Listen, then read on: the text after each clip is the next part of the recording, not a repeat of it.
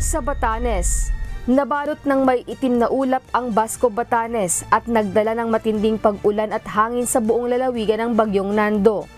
Kabilang rin sa nakaranas ng matinding ulan at hangin ang bayan ng Ivana kung saan halos mabuwal ang ilang puno. Ganito rin ang sitwasyon sa bayan ng Sabtang kung saan makikita ang paghampas ng malakas na hangin sa mga bubong ng bahay ng mga Ivata na gawa sa kugon o nipa.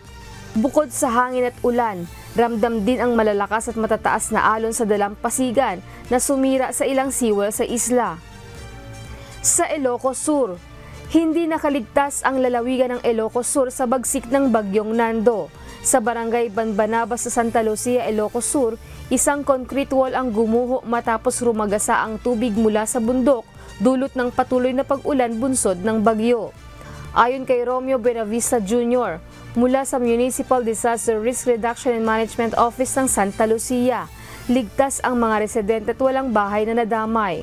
Binayo naman ng malakas na ipo-ipo ang bayan ng Santa Maria sa Ilocos Sur sa kasagsagan ng pananalasa ng Bagyong Nando.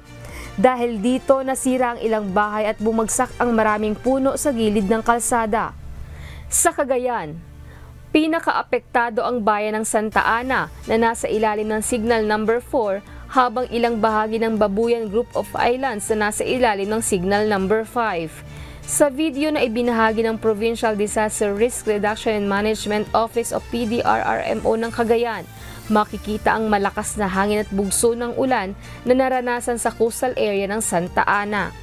Halos tangayin na ng hangin ang mga taong nagtatakbuhan para makasilong. Malakas na hangin din ang naranasan ng Balatubat, Camiguin at sa ibang bahagi ng isla ng Calayan, gayon din sa bayan ng Casili Norte, Camalaniugan. Habang sa bayan ng Apari, matataas na alon ang nasaksihan ng mga residente kasabay ng malakas na ulan. Samantala, ang Bagunot Bridge naman sa bayan ng Bagao ay hindi na nadaanan dahil sa pag-apaw ng tubig sa ilog.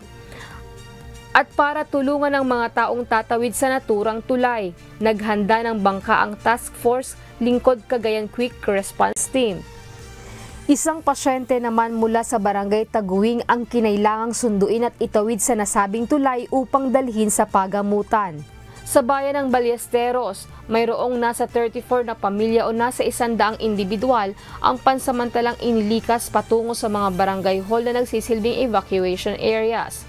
Sa bayan ng Pamplona naman, nasa 110 pamilya o katumbas ng nasa halos 300 individual ang inilikas patungo sa evacuation center sa barangay Nagatanan. Lizel Nael, humahataw sa balita ngayon.